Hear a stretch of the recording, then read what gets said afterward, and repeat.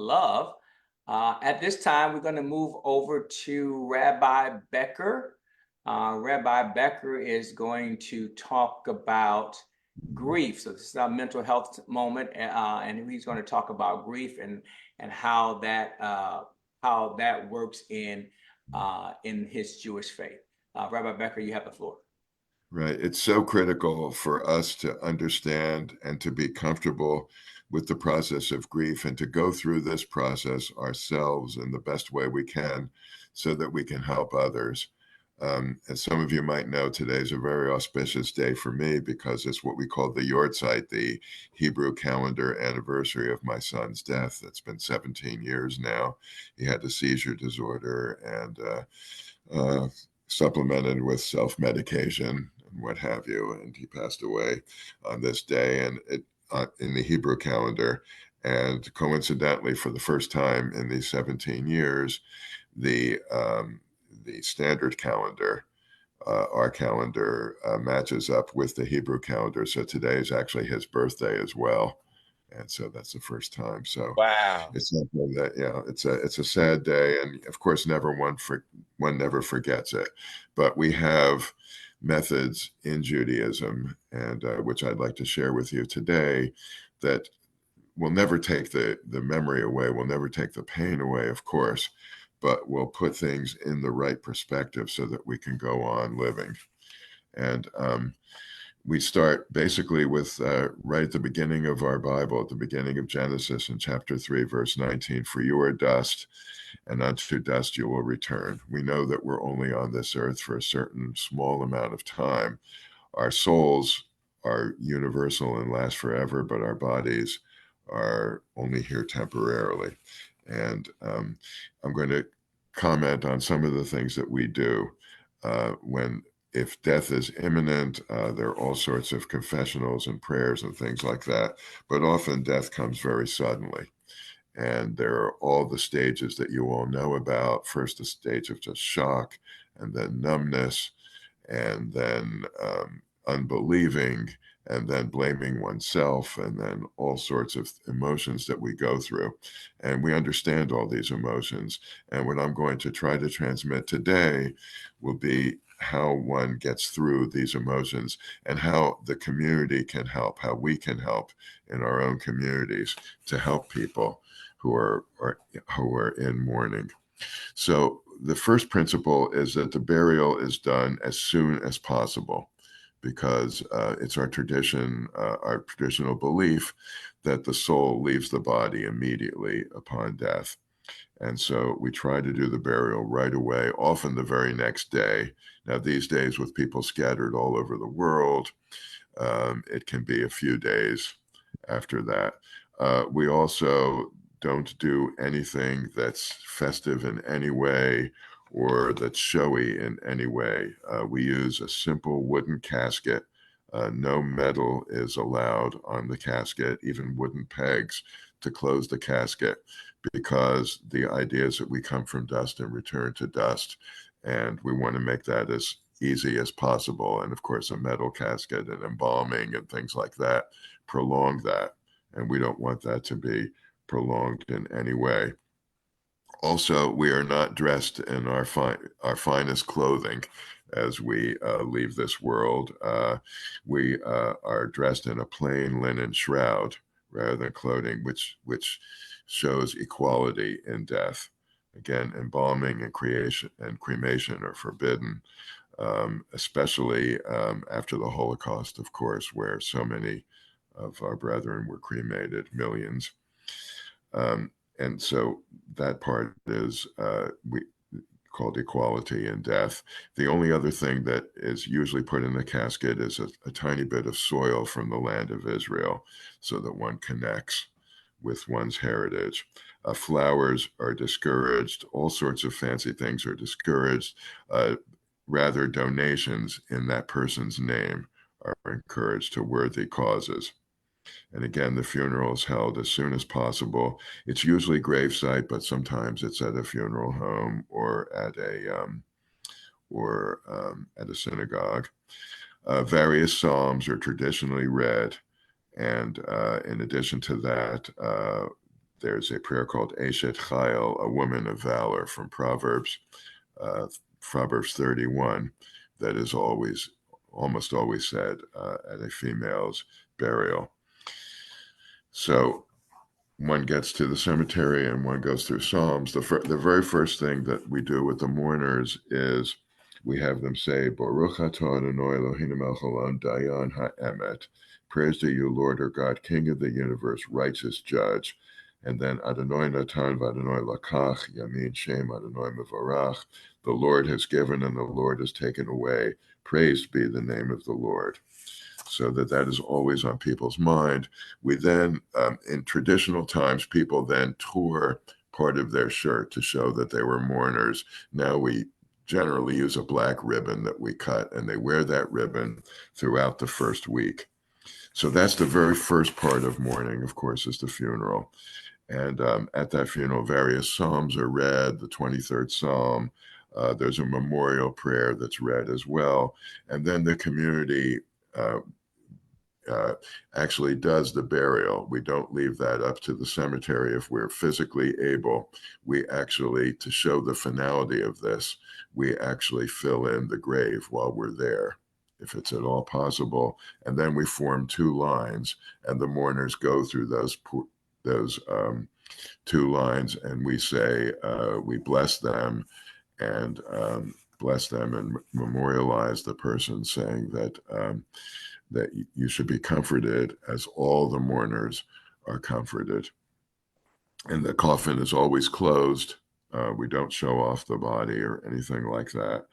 And so then we go home, and there's the meal of consolation that's held in the mourner's home. And it begins what we call the week of Shiva. And that Shiva means seven. And so it's 7 days, and you count the day of the funeral and the seventh morning afterwards. And so during all those days, the person sits at home and people visit. And one visits quietly and one talks anything the mourner wants to talk about. But just to help that mourner, the mourner usually does not leave the house, and usually sits on low stools and that type of thing.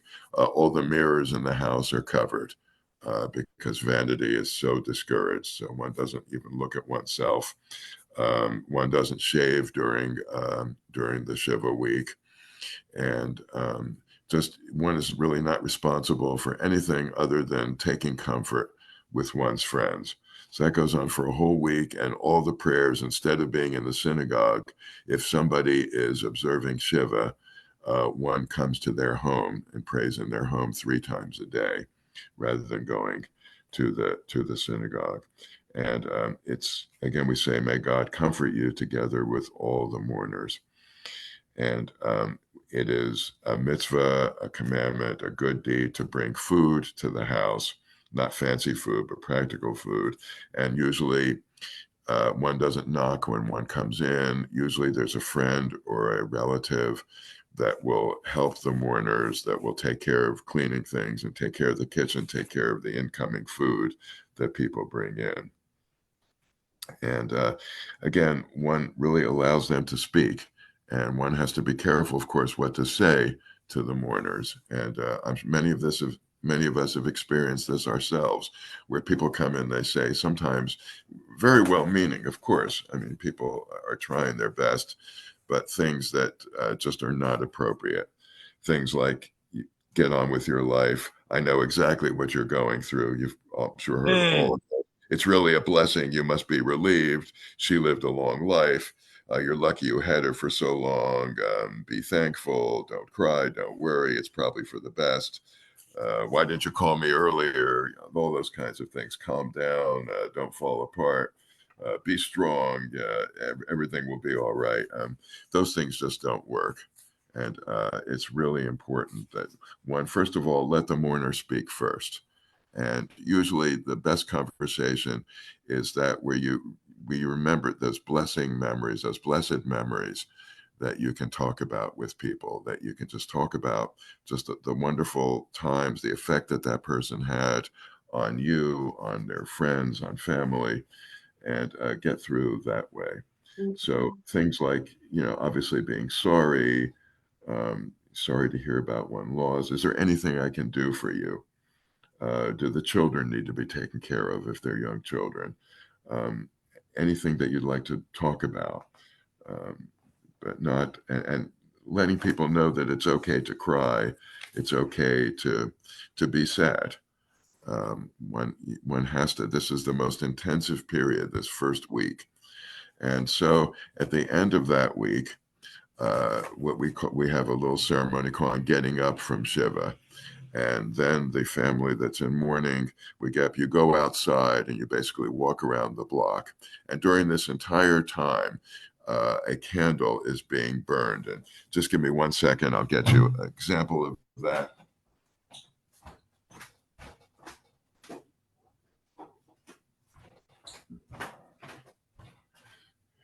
We have a candle that burns the entire week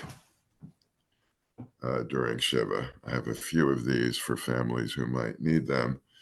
And again, that the flame reminds us that fire, that light, the light, that person's light is still with us.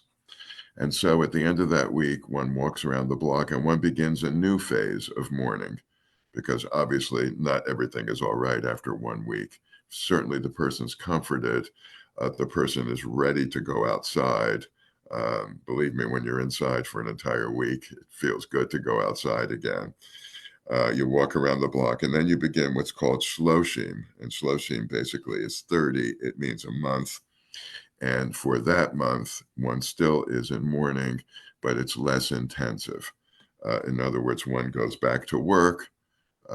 One does not do the kinds of obligations that one would have outside of, say, work, but you do basically the minimum, and you slowly get yourself back into society. And that is the shloshim period. And it's really important, again, to understand these are 23 days past the 7 days past shloshim. And these people are being reacclimated, but there's still many problems, and there's still, I would say, it can be treated really the same way. I mean, still really hurting. I mean, one hurts forever, but it's still fairly intense. So we continue to say memorial prayers 3 times a day, and we still don't shave, and we still don't do anything that even smacks of vanity in any way, and for that period. And that goes on through the shloshim period. And then we have what's called the entire year, which is really, and each day of the year counts. So the first day and the last day. So the first day of the last month. So it's 11 Hebrew months, which are lunar months. And then we have what's called the yahrzeit, which I'm observing today. And so during that time, um, if one is mourning a parent or a child, one continues formal mourning for that entire year. In other words, doesn't go to movies and things like that, or dances or other celebrations, but still is more and more integrated into daily life. And after that, we have what's called the yahrzeit, and that is the anniversary of one's death.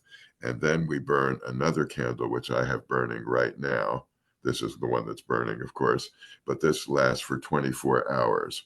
And our day begins the night before. So last night I lit that candle, and it will burn all day today.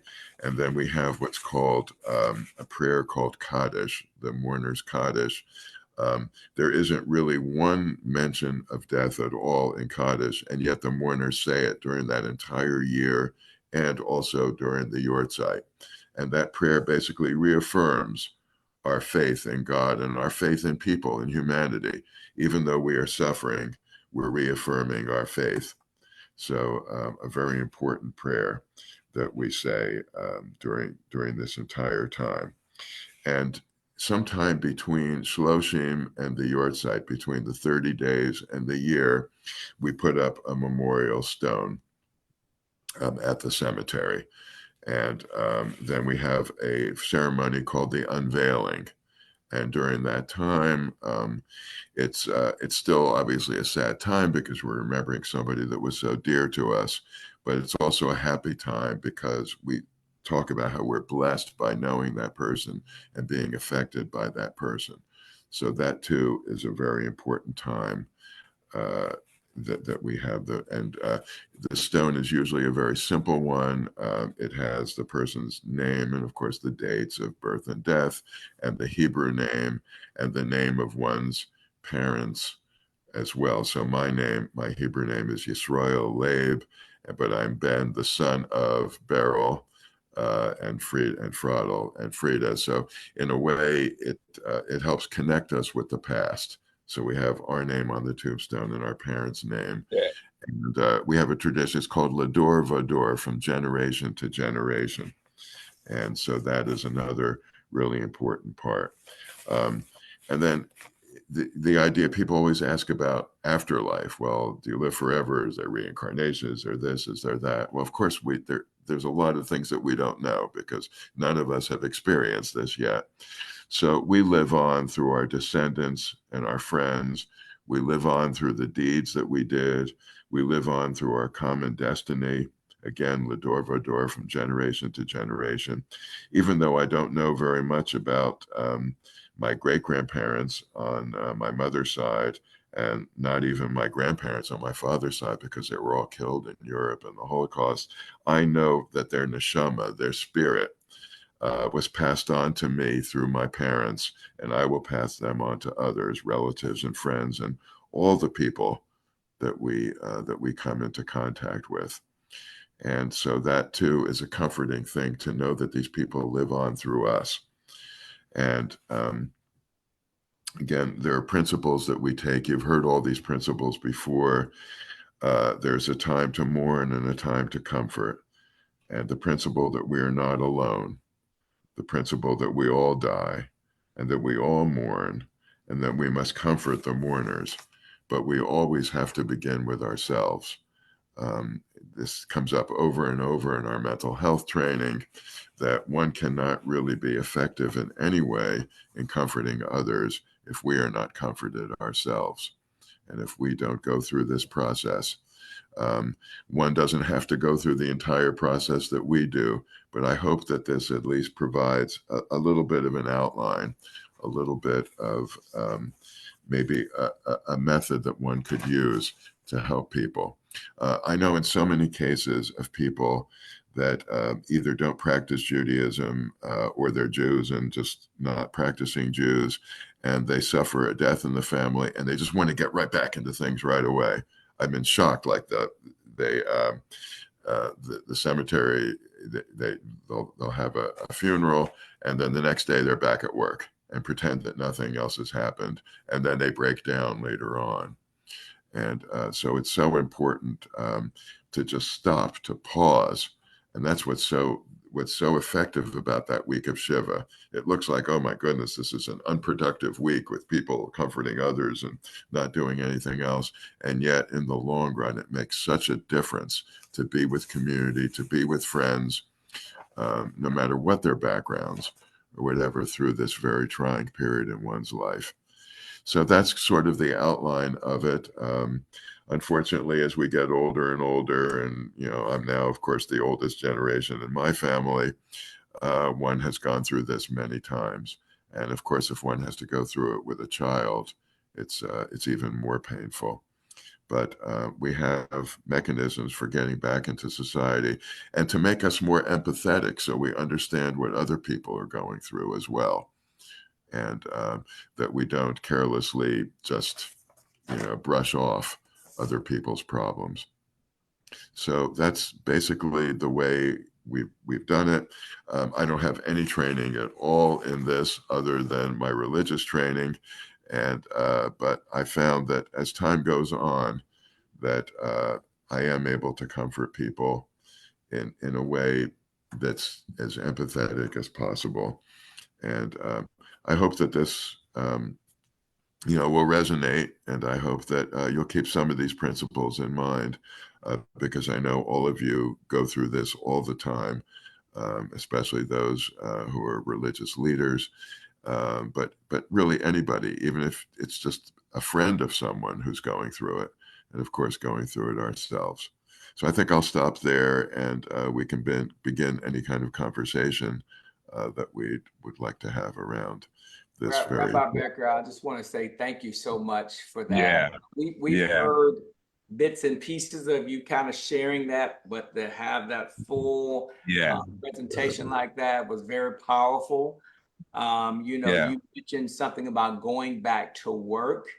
The danger there is if you don't take the time off, sometimes people will find themselves fired. And the reason they find themselves fired is that because their emotions just took over. Now, the boss has been getting on your nerves for 20 years, but now all of a sudden you're grieving. Now you done cursed them out. Now you done told them where to go. Now you have really just blew up on your supervisor, on another staff member, and things of that nature. So that thing that kind of kept you, I'm not going to say anything. I'm going to deal with it. I'm okay. Now, once you get that higher level of stress, or what I call a significant emotional event, just entered your life, you have to be careful because you will bleed on everybody. And so thank you for sharing that, the importance of taking at least 1 week off just to, just to see people as they come to see about you. Well, And I'm glad you brought that up, and it's also really imperative on people who employ others or who have others working under them to understand this and not say, "Oh, come on, get over it, get back to work." It's really important that that people have empathy, really, not just friends, but people who are involved professionally and in business with other people to understand this. a lot of people, and I'm gonna get to Miss Julie. I know I see your hand. A lot of people, even in the military, right? You're away from your family for 15, 20 years, or even 5 years, and someone passes away. Now all of a sudden your behavior starts to change. You start drinking. Now you're on the basketball court and you get fouled, and now you're swinging. And now that turns into getting in trouble with your commander and everybody. And next thing you know, you're put out of the military.